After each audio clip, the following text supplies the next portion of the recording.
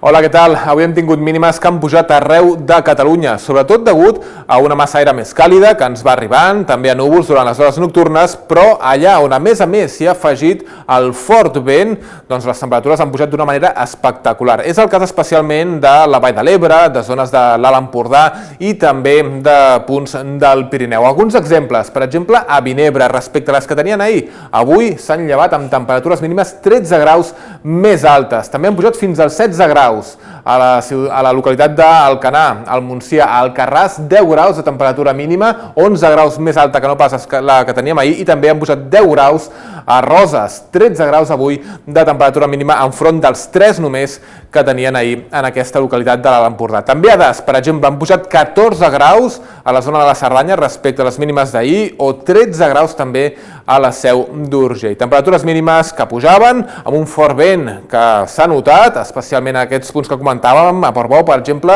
ratxes de 125 km per hora, també a Barruera, 120 km per hora de ratxa màxima, amb aquesta tramuntana, amb aquest vent de nord que ha bufat amb intensitat, i també a Mas de Barberans, ratxes de més de 100 km per hora. Un fort vent que ha de continuar, uns núvols que encara continuen també presents a bona part, sobretot del Pirineu, nord-est del país, i a la resta també van circulant alguns intervals de núvols, però són sobretot núvols alts i mitjans que no tenen gaire conseqüència. A més, aquesta imatge de mig matí aproximadament revelava tots aquests núvols més abundants, però ja s'anaven trencant i a la tarda esperem que els núvols siguin ja molt menys significatius. Així doncs, la previsió ens indica encara intervals de núvols, sobretot cap al nord-est.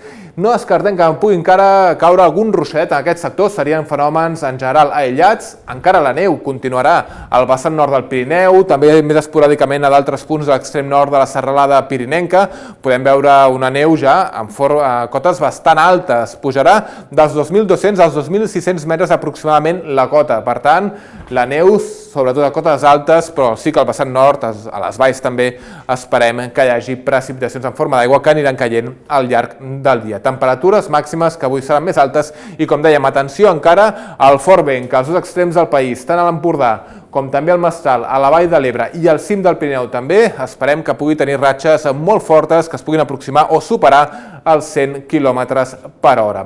El mapa isobàric previst per demà ens mostra l'anticicló situat cap a la zona de l'Atlàntic, però es va estenent ja cap a l'àrea del Cantàbric i es vol estendre cap al centre del continent europeu. Aquí continuarem encara amb aquest vent de component nord, però amb temperatures que en conjunt poden ser més elevades. Per demà parlem de força tranquil·litat, la neu del Pirineu, les precipitacions del vessant nord s'aniran retirant de matinada, durant el dia inclús s'imposarà l'ambient més aviat assolellat, alguns intervals de núvols al sud de la Costa Brava, nord del litoral central i a la resta amb sol, però amb algunes boires que de matinada tornaran a aparèixer a zones sobretot del nord de la pressió central o algunes valls del Pirineu i del Prepirineu occidental. El vent seguirà bufant als dos extrems del país. Aquí tenim la tramuntana, que encara aixecarà forta maror a l'àrea de la Costa Brava, però el vent, especialment durant la segona meitat del dia, tendirà a afluixar. Les temperatures mínimes allà on avui han pujat tant, tendiran a baixar. És el cas de Ponent, Vall de l'Ebre, punts del Pirineu i extrem nord de l'Empordà, aquí seguiran bastant similars,